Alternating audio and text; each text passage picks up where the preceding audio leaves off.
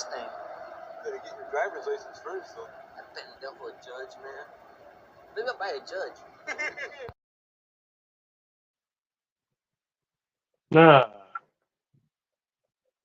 Trusty. Hashtag Trusty Go at Trusty Go.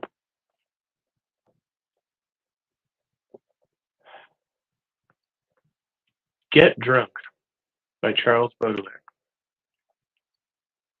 One should always be drunk. That's the great thing, the only question. Not to feel the horrible burden of time weighing on your shoulders and bowing you to the earth. You should be drunk without respite. Drunk with what? With wine, with poetry, or with virtue, as you please. But get drunk. And if sometimes you should happen to awake on the stairs of a palace, on the green grass of a ditch, in the dreary solitude of your own room, and find that your drunkenness is ebbing or has vanished, ask the wind and the wave. Ask star, bird, or clock. Ask everything that flies, everything that moans, everything that flows, everything that sings, everything that speaks. Ask them the time, and the wind, the wave, the star, the bird, and the clock will all reply, "It is time to get drunk. If you are not to be martyred slaves of time, be perpetually drunk, with wine, with poetry, or with virtue, as you please."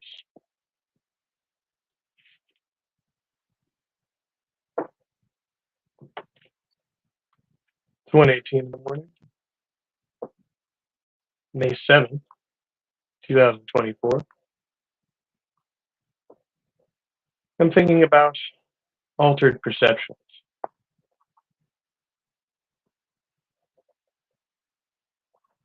In the process of recovery, we learn that all attempts to get high and drunk or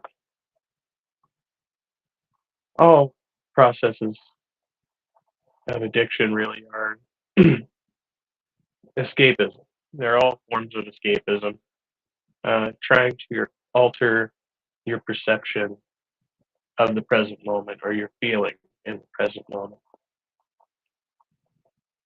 Not being able to identify with what you are experiencing here and now.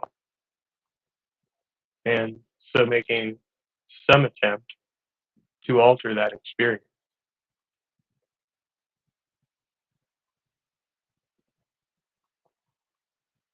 So I was discussing this with my sponsor earlier and at the meeting on Sunday because I'm on this wonder drug. That's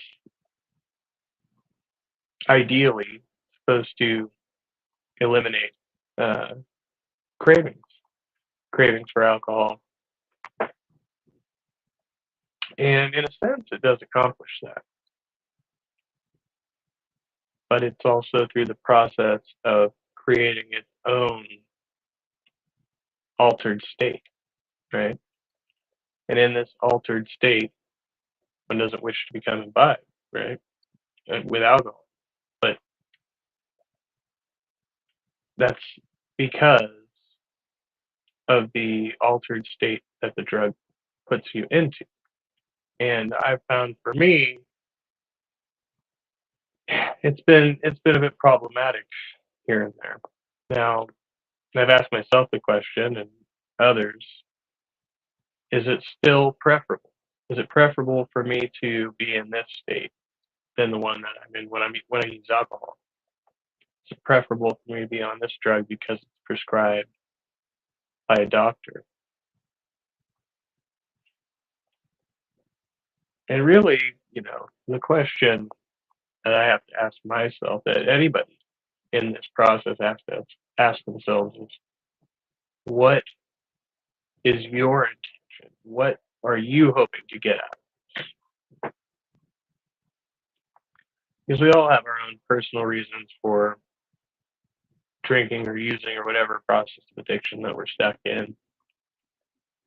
And we all have our own unique reasons for wanting to break that cycle and things we hope to accomplish.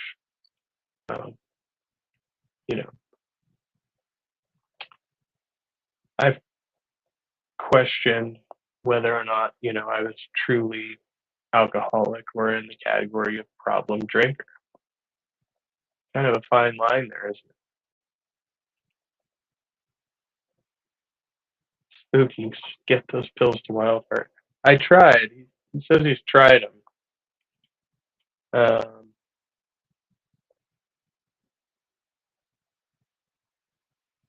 And yeah, I mean, there's another layer to it because it is only as effective as your will to not drink or use. If you still have it in mind to drink or use, won't prevent that.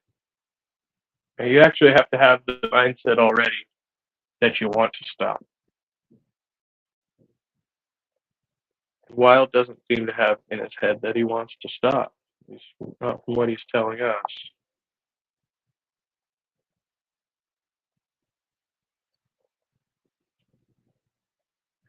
It's the great alcoholic dilemma. I want to be able to drink normally again. I want to be able to drink and not be an alcoholic drinker. And then, what the big book tells us, if you believe in that lore, is that you can never drink again. Not one more drop. Not ever. And nobody who likes drinking wants to hear that. We can find a way to moderate.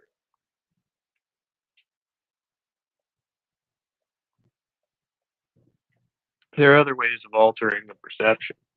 I mean, our perception's altered through all kinds of things, through foods and through experiences of media like movies and music. Those alter our perception. People are one of my big problems. People are my main mind altering substance. I can be influenced by people sometimes all too easily. And I recognize that. And yet, in the moment, I can't stop it from happening. I get invested in a person, and the fact that I'm being manipulated goes. I might even know that I'm being manipulated and insist that I am above it. I am above the tactic. I can see it. I can understand it. Therefore, I'm impervious to it. Right? It's not true. It's all bullshit. But I can tell myself that. And get into a lot of trouble as a result.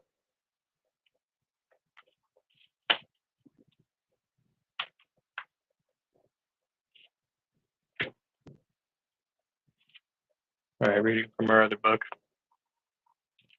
The practice. Renunciation.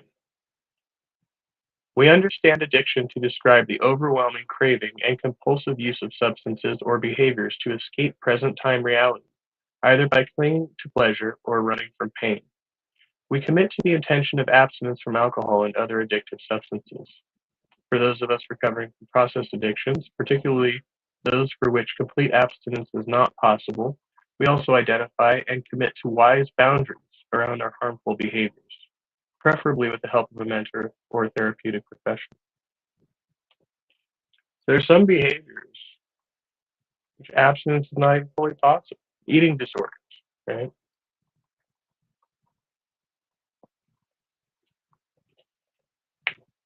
One example. Meditation. We commit to the intention of developing a daily meditation practice. We use meditation as a tool to investigate our actions, intentions, reactivity, and the nature of our mind. Meditation is a personal practice, and we commit to finding a balanced effort toward this and other healthy practices on the path. I think meditation has been so instrumental in any progress that I have made recently.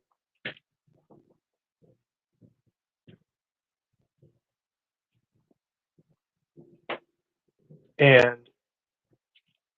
it's another thing that being on the prescription that I'm on now is very difficult. I'd already fallen away from my meditation practice to an extent, but the medication that I'm on makes it very, very difficult for me to focus during meditation. Meetings. We attend recovery meetings whenever possible, in person and or online, whether it be with Dharma Recovery, other Buddhist communities, or other recovery fellowships. In early recovery, it is recommended to attend a recovery meeting as often as possible. We also commit to becoming an active part of the community, offering our own experiences and service wherever possible. This is one thing that I cannot stress enough. Somebody like Wildheart, even if you're not sober, if you want to get sober, the first way to start doing that is start going to recovery meetings. It doesn't matter what program you go to, and most of them are still tolerant, even if you are actively drinking or using. Like if you go in there, you're just not, obviously don't drink in the meeting.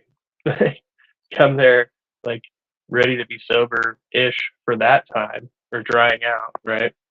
But go to the meeting, sit there, for an hour, whatever the standard is there, have some coffee, meet some people, right? It's the first step. You don't have to love it. Just make a point to do it. An hour out of your day, a couple days a week, and go check out some meetings.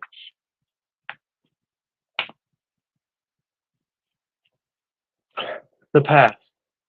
We commit to deepening and broadening our understanding of the Four Noble Truths and to practicing the Eightfold Path in our daily lives. Inquiry and investigation. We explore the Four Noble Truths through writing and sharing in-depth, detailed inquiries. These can be worked on with the guidance of a mentor or therapist, in partnership with a trusted friend, or with a group. As we complete our written inquiries, we strive to hold ourselves accountable and take direct responsibility for our actions using wise intentions. This includes making amends for the harms we have caused in our past.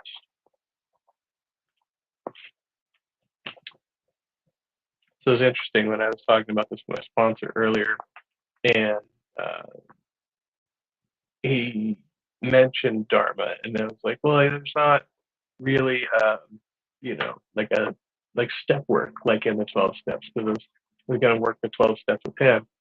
And then he's like, they don't have that? And then, I was going back into this, and yes, actually, they do.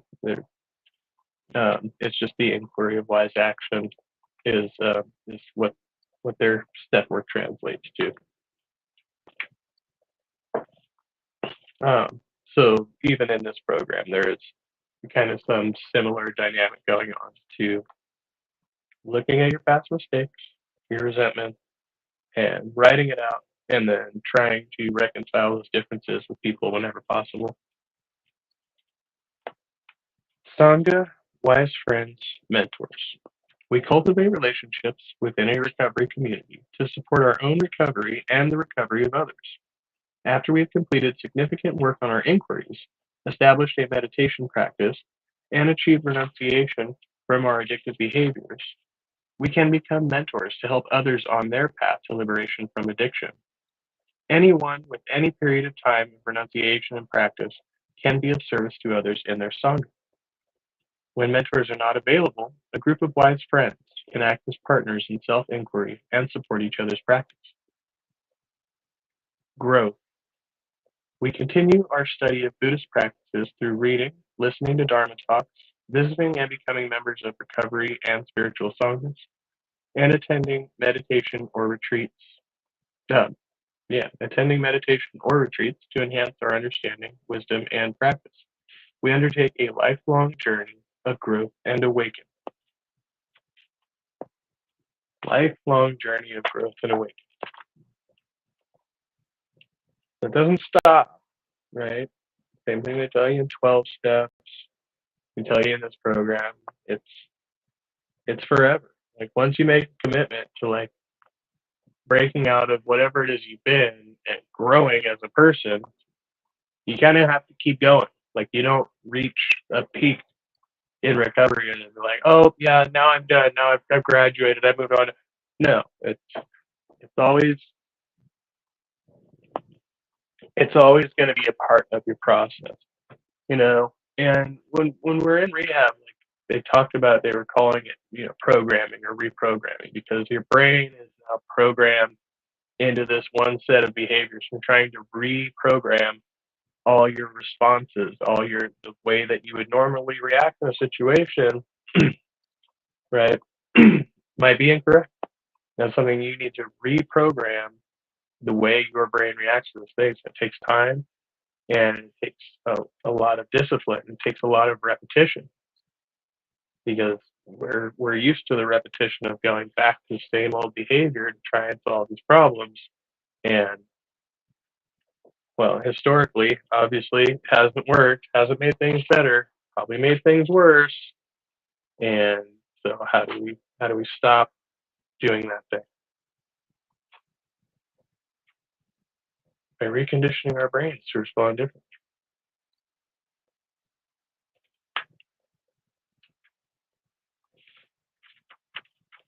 But it's all about altering your perception.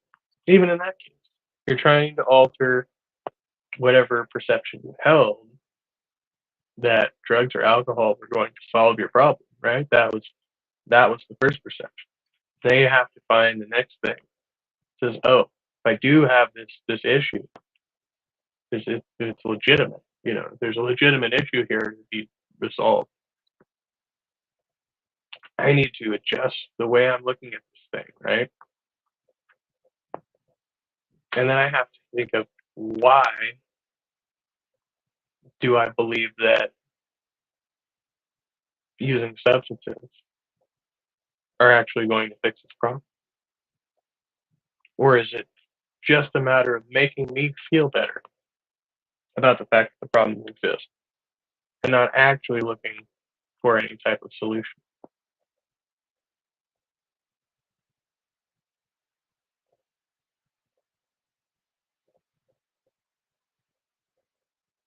Because, even being sober didn't make any of my pre-existing problems go away, right? In fact, the reality of many of those problems became even more overwhelming, because I didn't have any type of relief to deal with.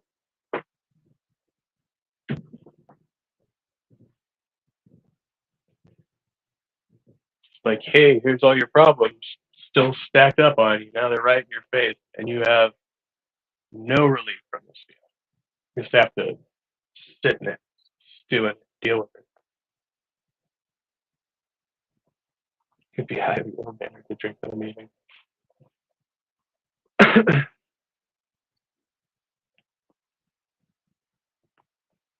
Yeah, I've drank in church. I've never drank in an AA meeting. I've drank in church, not the communion wine. That was years ago. And as far as I recall, I'm trying to remember, was that drug related? I was like, I know I smoked weed outside of. I don't think that was drug related. It was court, but it was court thing, but it wasn't drug related. I'm trying to remember what that was.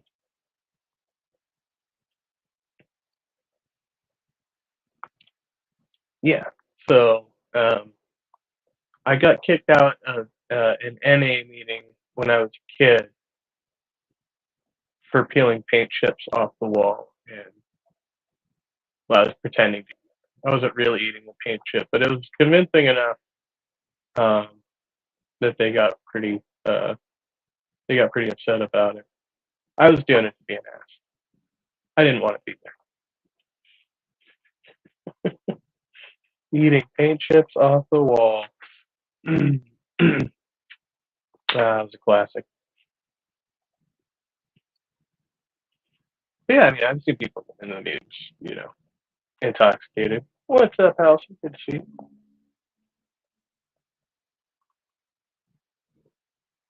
I was torn between doing this and doing a review thingy, and might do that. I was over at Flow States, streamed for a little bit, and then I got in there when the room was still like pretty small, and I was like, oh, I'll be able to get a word in.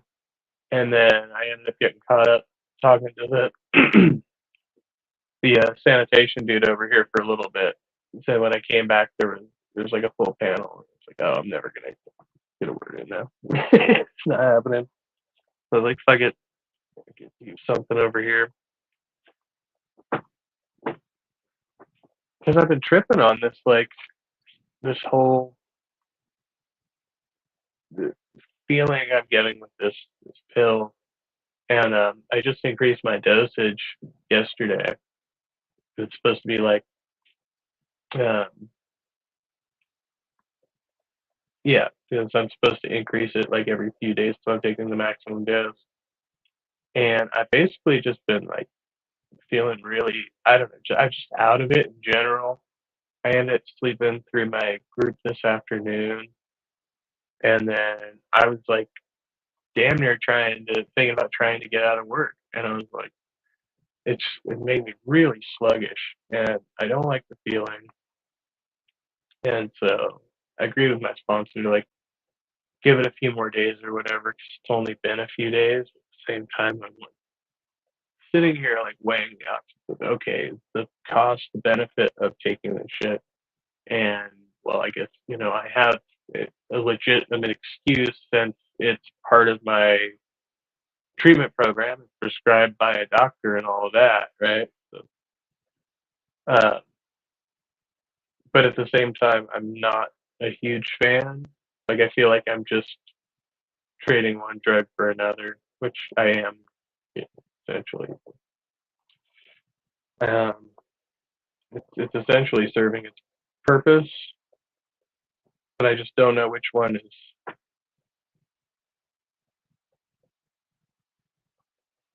I don't know what to do with it. And I won't have a follow up for another 2 weeks or something. I'll probably get one quicker. So yeah, I'm out of here. Kind of stressed right now. Finally out of pot.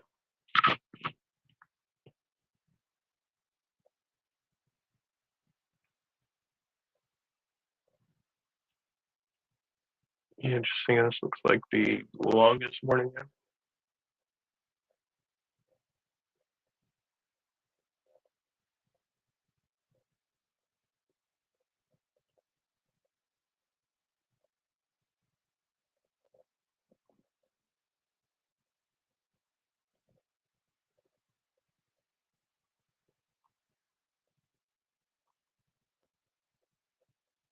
So the room's open.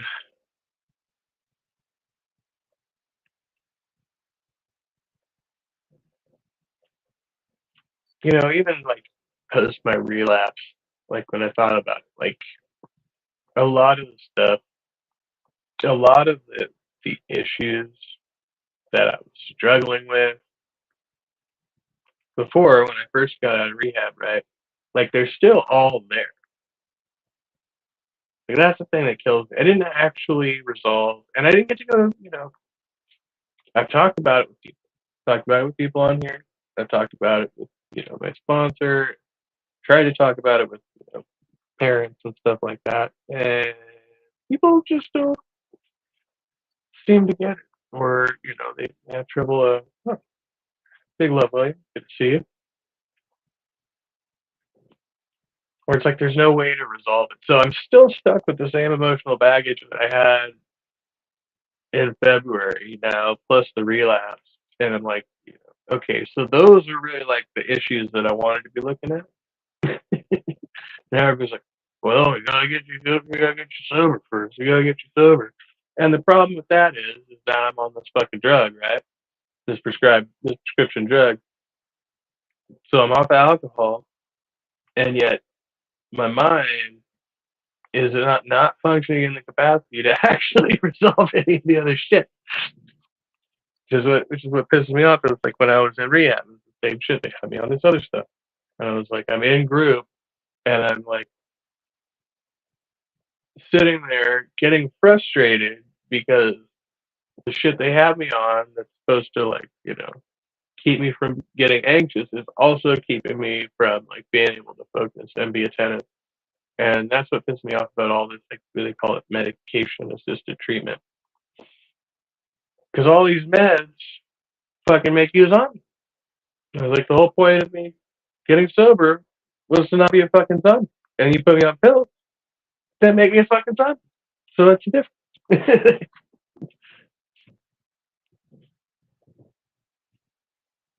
What's up, Doubting Thomas? Good to see you.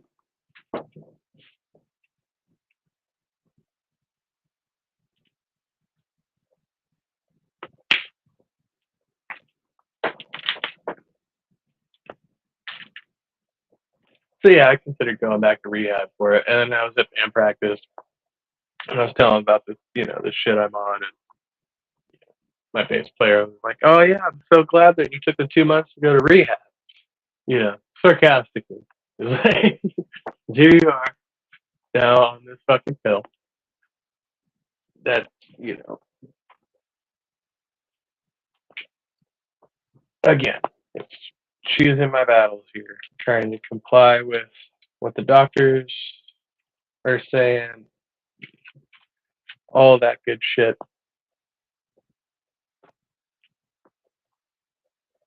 But I'm not happy. I'm not happy with it, and I feel like I'm still kind of stuck in the same boat.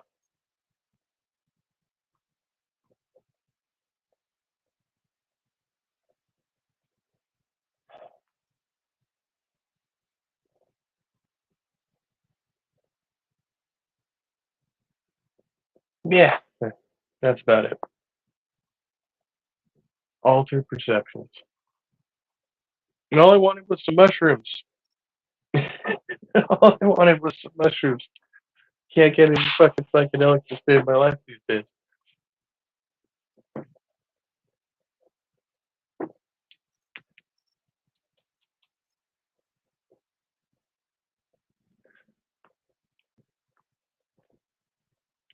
Depressing. Depressing.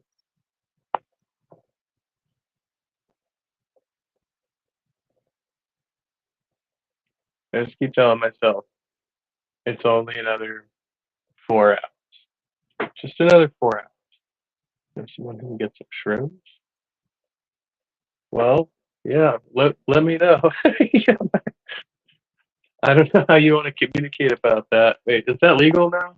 I can never remember what they're legalizing these days. I'm like, you got the hookup, let me know. Like, I thought I had one, but when I brought it up, they were like, yeah, but I think they're afraid to give me drugs since I went to rehab. I was like, no, psychedelics are different. I uh, I talked to my last sponsor about these.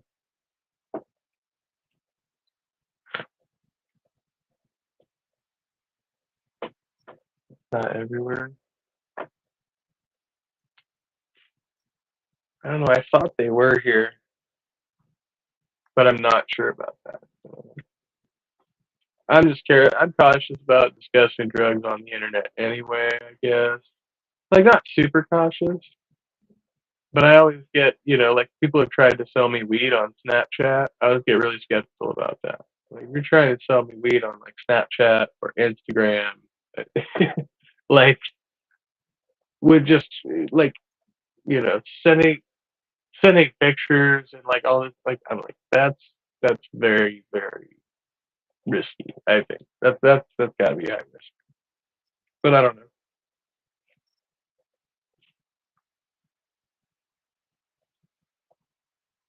But yeah, I'm in the market. I think it'd be good for me. I haven't had a good trip in a while.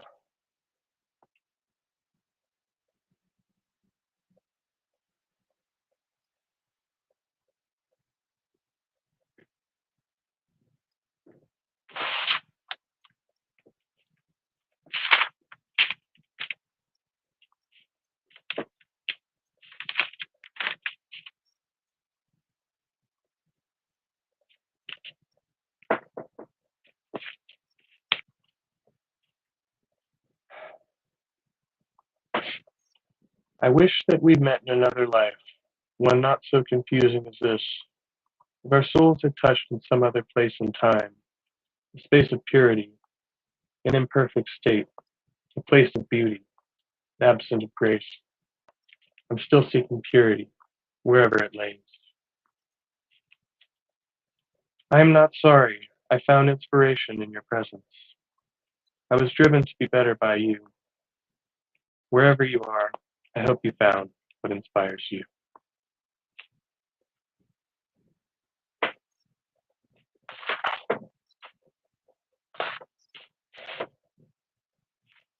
California, San Francisco, Oakland, and Santa Cruz have effectively decriminalized possession of psychedelic mushrooms. Oh, okay.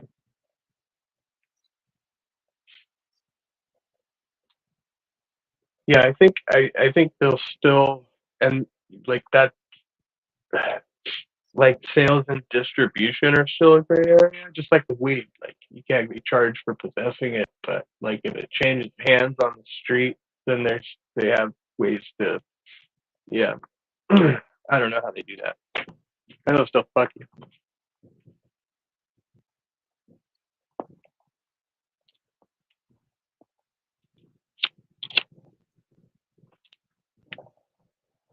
No matter what we're doing, we're always trying to alter our perceptions, you know.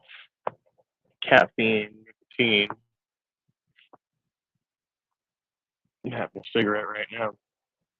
That's the other thing. Like this stuff has like really affected my sense of smell in a weird way. Like certain smells are just like really over the top, like my cigarette right now. But then earlier I had an energy drink, and and after I had that energy drink, I went to have a cigarette. I swear, like the whole time, it tasted like I was like smoking like a car air freshener. I don't know, it's some weird shit. But what this stuff does, I guess, blocks the opioid receptors in your brain. It's like alcohol. So it works for alcohol and like heroin, any type of opiates. But it doesn't have any effect on like on weed. So I smoke weed, I can still feel that.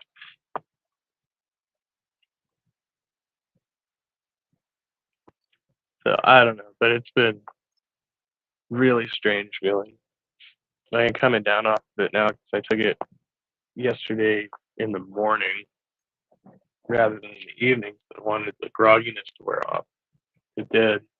But then as soon as that groggy feeling starts to wear off, then the cravings start to sneak back in too.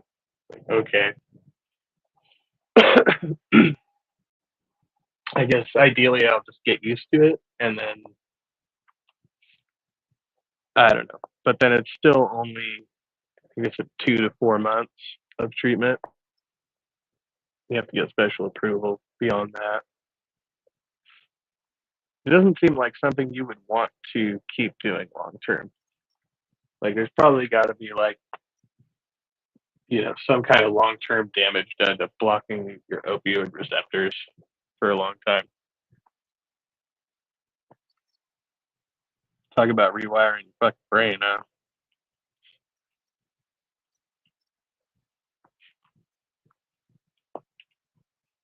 Yeah, I mean, at the end of the day, I don't know. Seems kind of preferable to have certain certain perceptions being altered. Like I would, rather have, something that makes me feel, generally more optimistic. It's like an antidepressant, right? I guess. Like, I want to be a realist, but I don't want to be a cynical. That's how I feel, oftentimes when I'm sober. So I'm like, okay, well, smoke a little bit of pot. That'll make you feel better. A little peppier, a little more optimistic. You go too far and in that direction, and then it starts working against you, like a depressant. That's the one thing I've noticed. That I don't. If I use weed for sleep, I don't tend to dream as much, or I don't remember the dreams, or they're not vivid, or you know, yeah. It's like if I stop smoking, like even for a day, all of a sudden I start having really intense lucid dreams.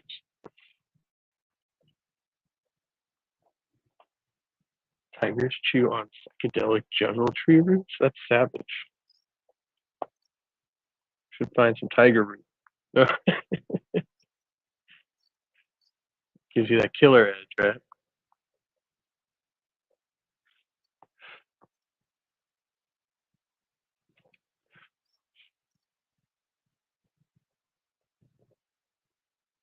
Yeah, I'm thinking we live with altered perceptions all the time.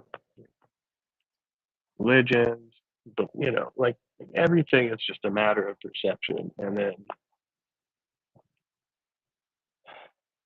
everything that we like feel in this moment, right, can be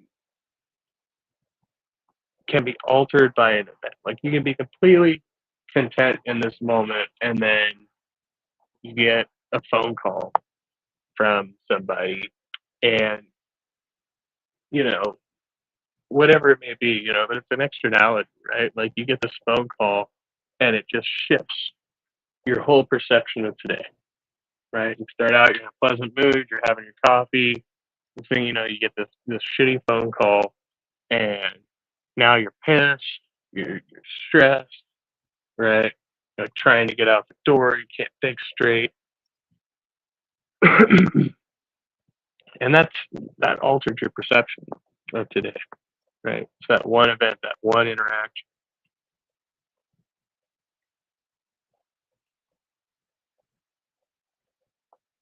So is it really so bad? Is it so negative if I have this thing, whatever it is, that I can take and say, oh, if I use this, then I know consistently how I'm going to react, how I'm going to respond to certain events throughout my day, or not react, not respond. Right? It's going to make it less reactionary most of the time.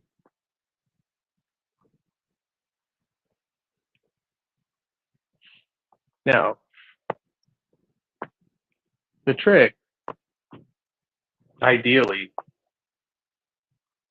would be to be able to have that control without the use of substance, right?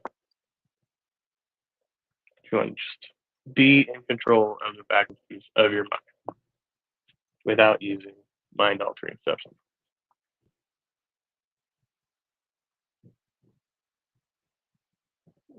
But that doesn't work for everybody. Not all the time. Oh, we got more. Elephants eat fermented alcohol-filled fruit. So do monkeys. Dolphins play with blowfish. Yeah, they have neurotoxins, right? Oh, pufferfish. Is that the same?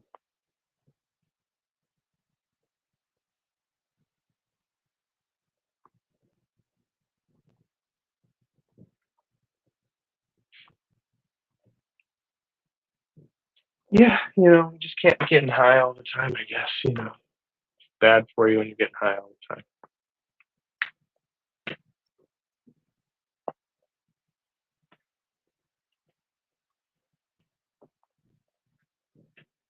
Right now, I'm just trying to decide how long I should use this state, this particular state that I'm in. How long is it going to be productive for? That's the question. It's like that.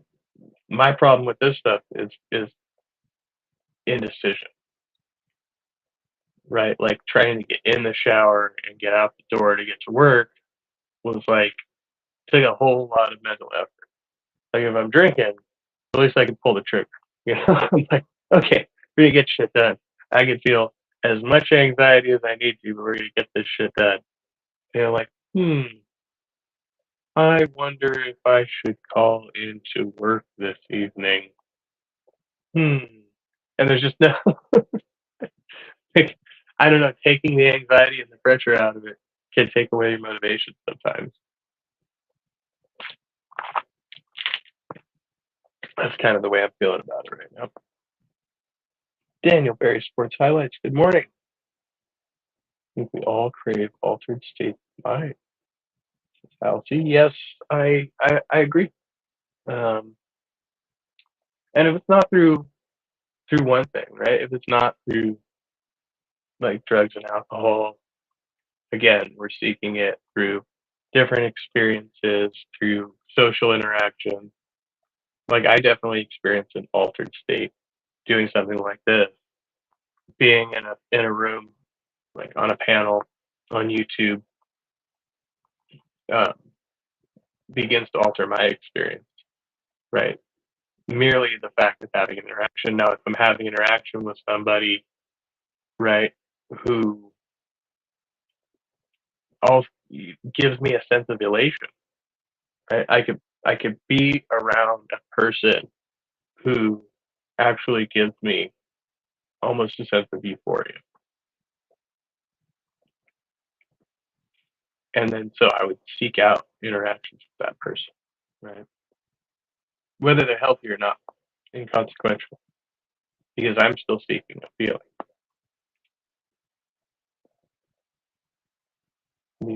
Sleep deprivation, extreme physical expenditure, meditation, chanting. Yeah,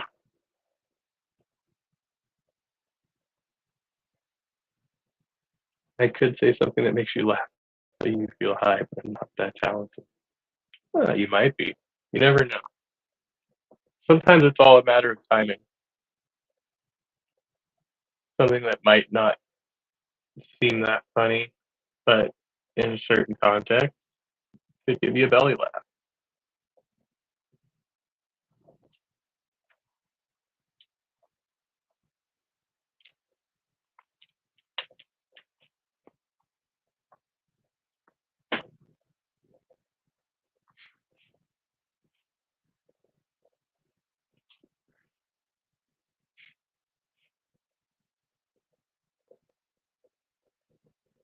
Well, I know for me this morning, I am certainly feeling an altered state of experience. It's something I'm getting used to now, but again, on the tail end of having other substances dropping back out of my system, it's kind of a balancing act. And then um, kind of trying to decide how I'm going to face that moving forward through the week. Because, again, in a couple more days, if I follow the doctor's orders, I will be increasing the dosage again. And kind of judging by what I've, what I've already experienced,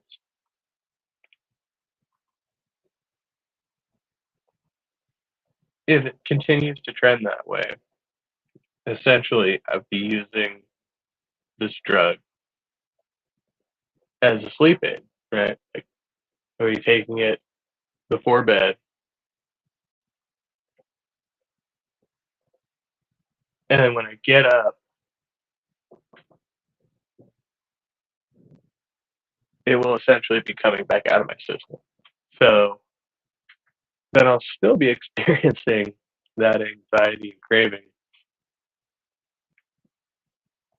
throughout my shift, which is not really the place that I want to be experiencing that, right? I mean, I guess in a way, it's a good place because I have motivation not to give into it, and it creates a buffer, so it's much more difficult for me to actually give into it. But it's also exactly the environment where I will, you know, end up blowing off steam at the wrong place at the wrong time, and it will have serious consequences. You know, not something, you know, not a good look at work. Come across an elephant in the wild, what should you do? Um, I'm I'm gonna guess and say well, I mean, it depends on the situation, right? It's a baby elephant. A biggie, you want to get the fuck out of there because there's a mama elephant nearby who's gonna stomp your ass, right? Um, but I think it's probably like with most big animals, like you want to try to back away slowly. Uh, don't turn away from them. Don't make sudden movements or run. Probably bad.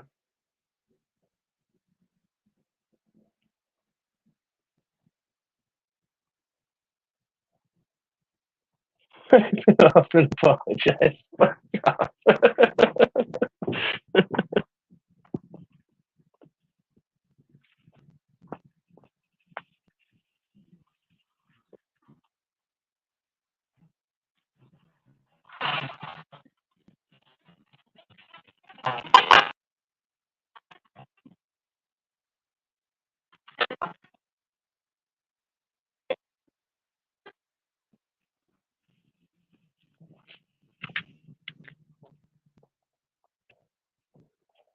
I did not expect that.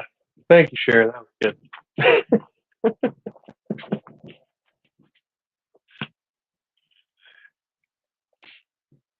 Yeah, Cher does have talent.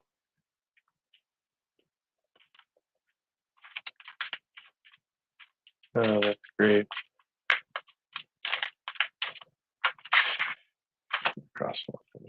Um, well, my brain's broken.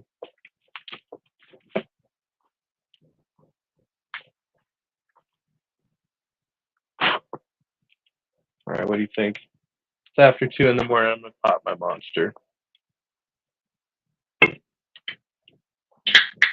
That's an energy drink. If you didn't know.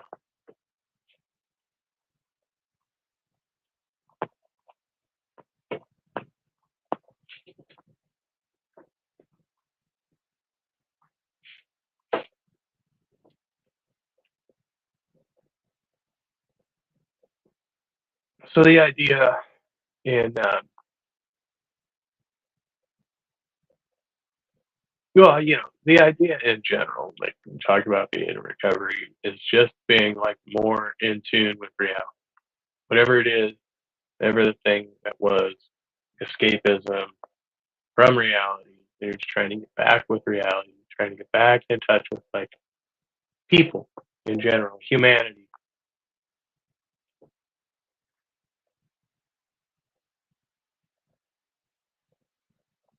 It's different for different people. Like for myself, like I was an isolationist as far as drinking and stuff like that.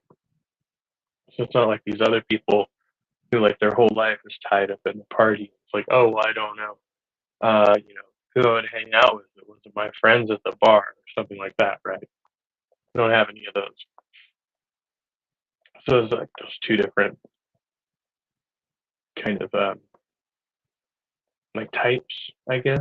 Between like social drinkers and others. And it's not like that dude, right? So for me, it's really been more about like being present and being around people and continuing to have conversations, stuff like that.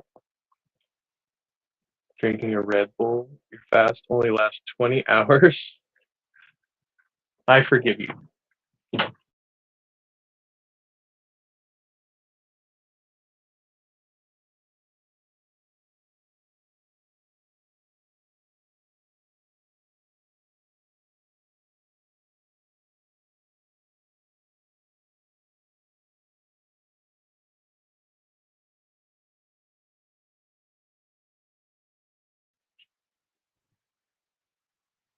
Who that was? I'm pretty sure he was not supposed to be in there. Not my problem. Yeah, now. Well, why were you fasting though? I'm curious. Is it like a, I don't know. You want to give deets, but I was like, I didn't know you're fasting. 20 hours is still pretty good though. Dr. Mordecai. Red Bull is one of Satan's tools to get you addicted to addiction. Sounds about right. I was addicted to Rockstar before I ever, got hooked on speed. So You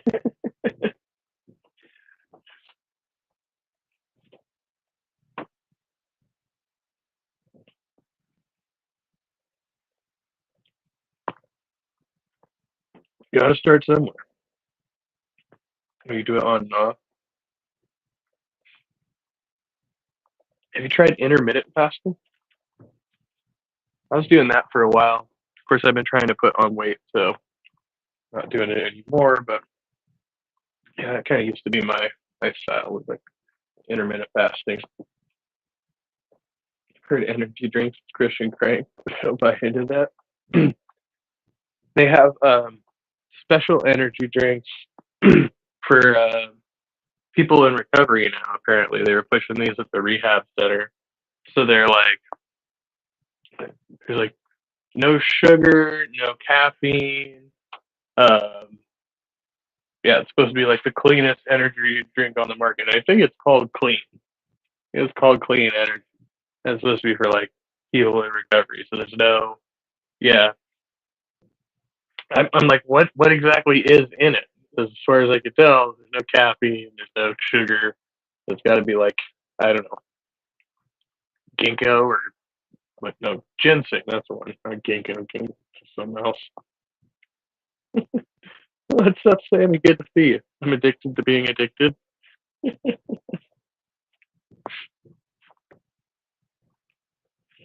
See, the whole thing with addiction is like compulsive. You can't help yourself. And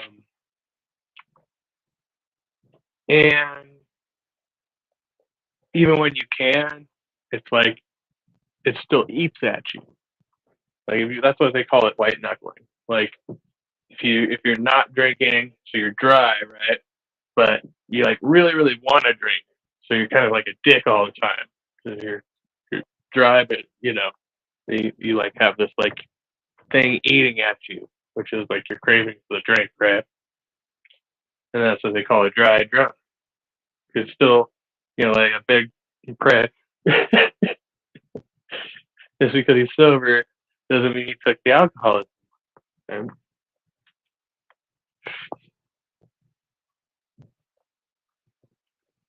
so there's some people, I haven't been one of them, but there's some people that go into the meetings and they're like consistently, like miserable enough that like other sober people are like, fuck, just go out and have a drink, man. Like nobody likes you.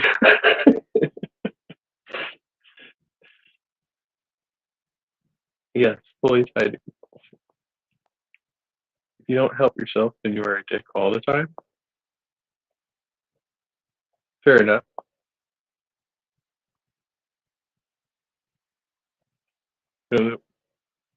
Can I don't know. I think you're having some issues with your chat there.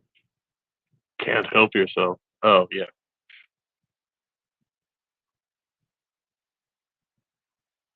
Crave the drink or the feeling it gives you. No, I like drinking. Yeah.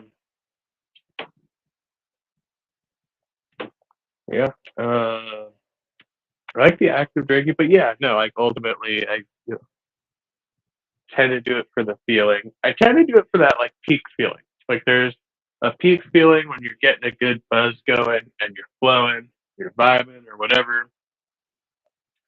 And you go beyond that, right? It's like you don't recognize when you've gone beyond that. And you're usually like not fully aware of it until the next day. You're like, oh, I shouldn't have done that, right? But it's really hard to check yourself, especially if, like me, you drink alone, right? Like if you have like somebody there flying with you, a partner, a wing person, they can be like, oh, check yourself against them. How many drinks have they had? How many drinks have I had? Have we eaten? And then kind of go that way. But that's, I mean, really, like you kind of have to have like that established, I think, between two people, because otherwise you just end up getting shit faced together.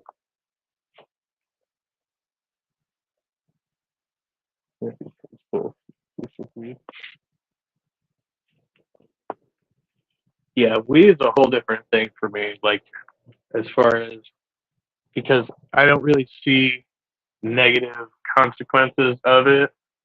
Except, like I said, in the case of, like, for me, I know that I don't dream when I smoke heavily. So you're like, okay, if you want to dream or remember your dreams, then you can't smoke, right? Like, other than that, like, it's not like something that puts everything else in my life at risk, like drinking has.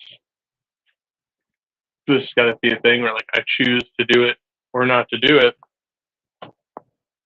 despite the fact that I enjoy it. The beer is the same as 2 eggs and a pork chop in terms of calories. Reminds me of a sign that hangs down this bar I'm trying to go to on Saturday for a show. They still have it up, but it said, uh, "Fun fact: beer has food value, but food has no beer value."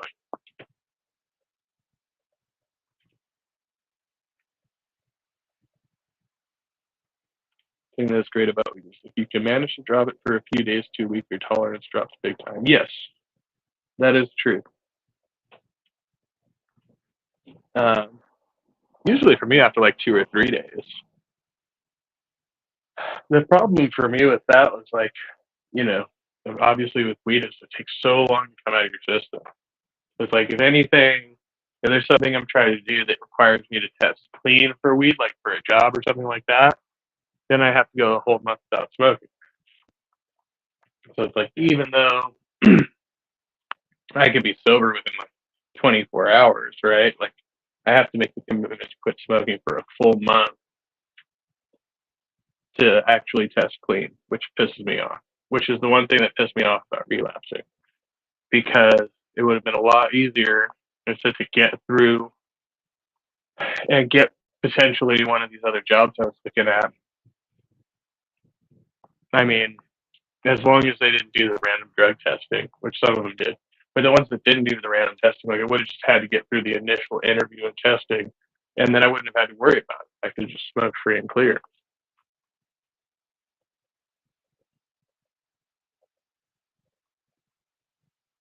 Gosh, this beer is good for you. Beer is like 200 to 300 calories.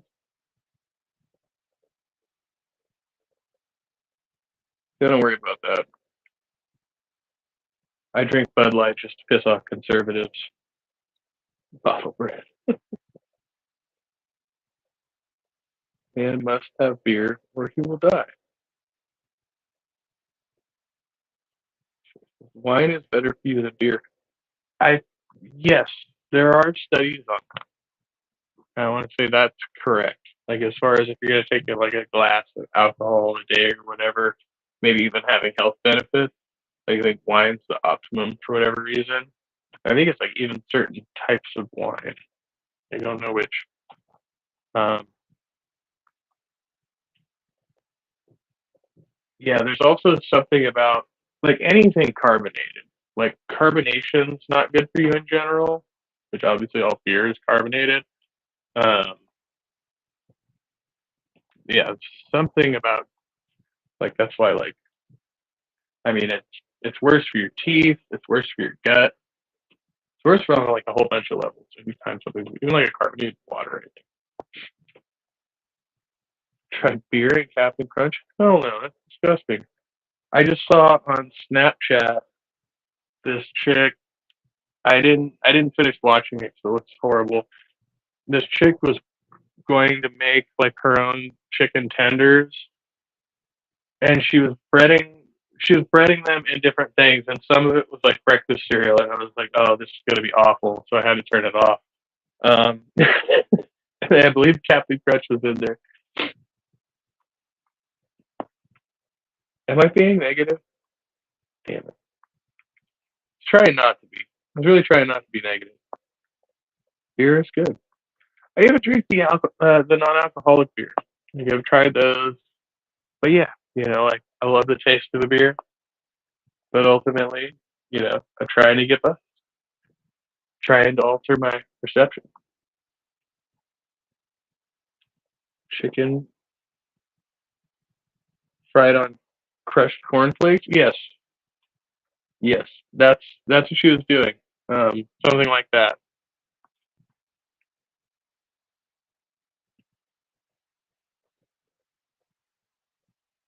Light sex though.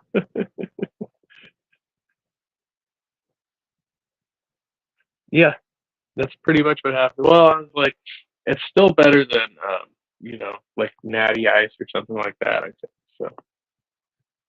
Or no, Natty Light. Natty Ice is somewhat tolerable, but Natty Light is like it's like literally drinking like urine, like carbonated urine. Beer makes you too fat for the payoff. I haven't had too much of that problem myself, but again, I could stand to get gain a few pounds. So yeah, I was never like, oh, I'm getting a beer belly. Except it does just make you bloated in general.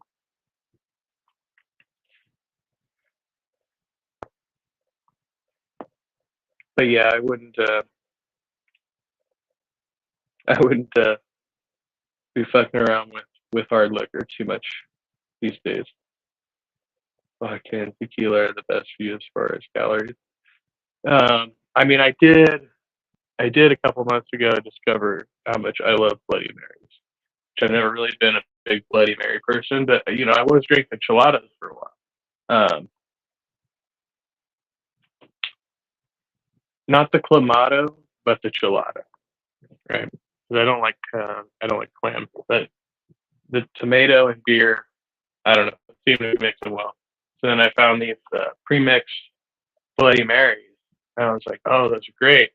And then I tried to make my own, and I just could not match it. I was getting like different types of mix and stuff. Yeah. Oh, well, thank you, Cher.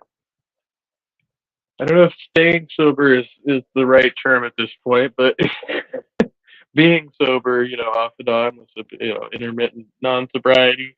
Uh, but yeah, no, like it's like a whole change in my mindset. Like, and that's what I keep telling people from my group. It's like even when I do drink, I don't have the same mentality anymore. I just don't. I don't want to get wasted, and I start to feel myself as soon as I start to go over that limit from getting a buzz to something else. I'll immediately start trying to like pull it back the other direction.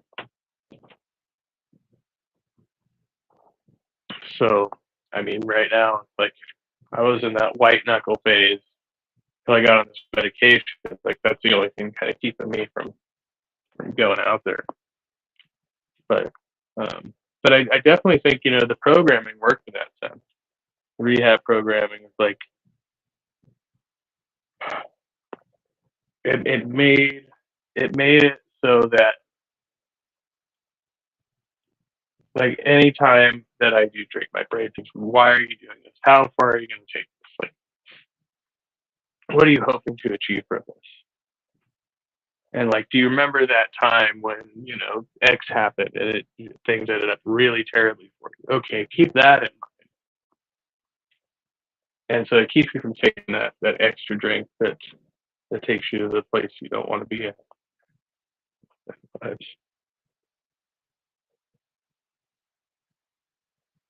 Make the best Bloody Mary mix. You'll have to teach me so I can have those virgin Bloody Marys. Yeah. Mojito. Oh. I think I had one of those 2 years.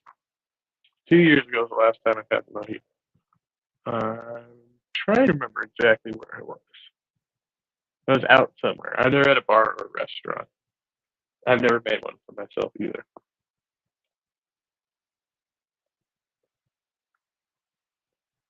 It's been reborn. Yeah, I will say that is true.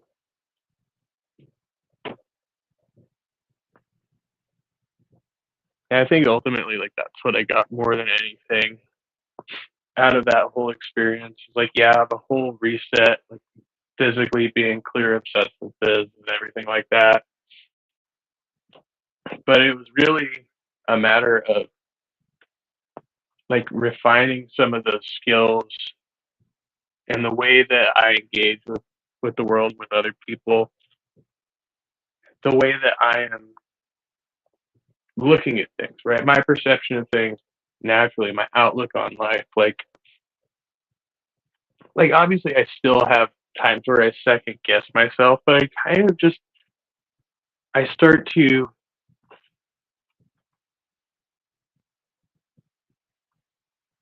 it's like I will go into self sabotage mode if I'm having like doubts in a certain situation. Historically, that's what I would do. It's like now I am able to trust that intuition and say, oh, if I'm having certain perceptions of a situation, like I need to talk about that with whoever it is that I'm engaged with whoever that person is. Like I was talking about this with my friend because he had gotten involved in that living situation that I was in. And when I told him, essentially that my perception was that he was jealous of my relationship with that person, right? But I didn't say that to him at the time, right? Like I've been carrying that around for like 3 months, just my thinking when I could have asked him outright. And so when I did ask him outright, then he had to actually analyze and say, was I? Actually, maybe I was kind of jealous of that situation. But it took me actually, like saying how I felt, it was this uncomfortable feeling, for him to acknowledge it, to validate the fact that I was feeling that way. Because otherwise, I'm like running around with this thing that's basically a resentment. Like, why did you do that? So I'm looking at him like he's sabotaging me, right? Really, I reacted to it. I sabotaged myself. All because I just didn't want to have that conversation. That's the type of shit I was working on. The type of shit I'm still working on. I like it when the nicotine washes over my brain.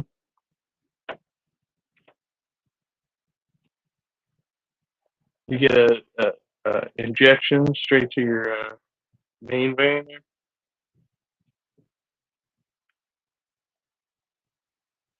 Thank you, Sammy. Appreciate it. Thank you. Virgin mixed with club soda, extra salt, and lime juice. That sounds excellent.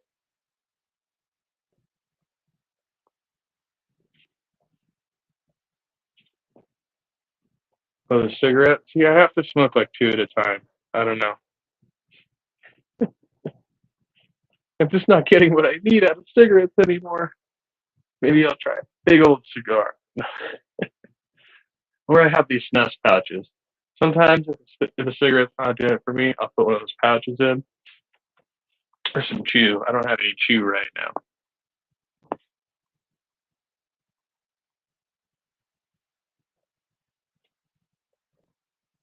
All right.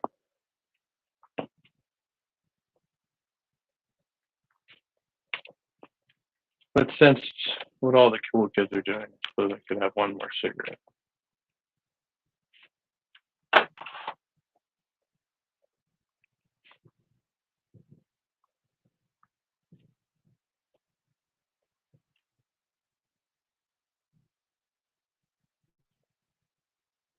Oh, because it's so good. One after another. Yeah, I do love like extra salty too. Like that's my thing.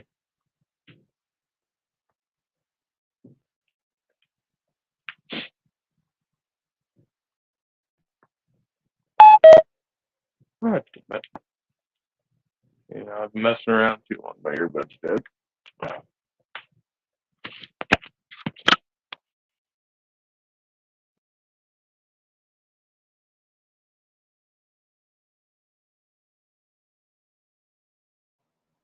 Which means it'll be a good time to haul ass and get on down the road. And by that, I just mean end this stream because I'm not going anywhere.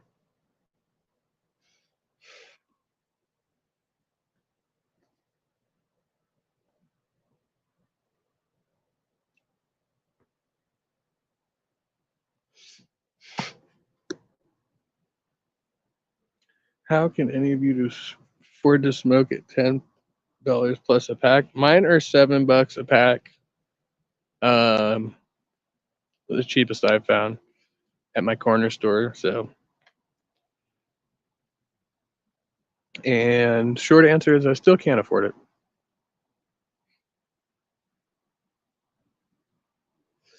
But hey, you got to keep something on board, right?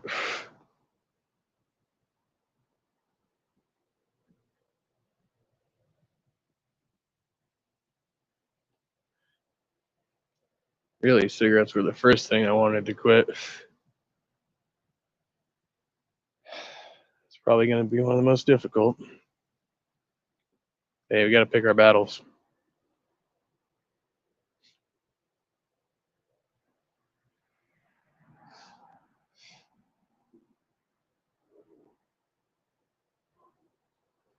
I guess at the end of the day, we all kind of live with our own slightly altered perceptions, right? I don't think if anybody had the singular objective truth of reality, right, we wouldn't have any differing opinions about it. We'd all just be sharing exactly the same experience all the time. That'd be pretty boring. So I don't know, maybe there's something to it. Maybe there's a reason that, fish and animals and humans like to try to alter their mental states.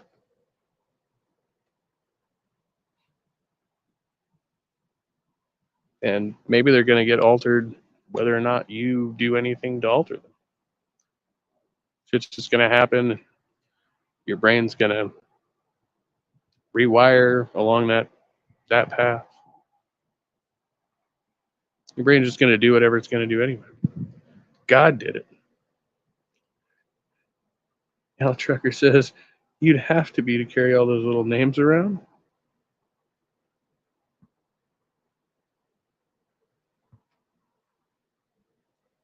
Caffeine, nicotine, methamphetamines. Reminds me of that Rammstein song.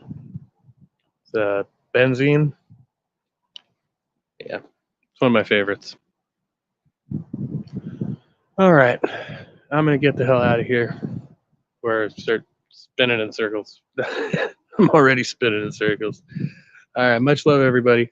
Have a great morning, and probably be back for too long. Still got to survive this morning. All right, see you later.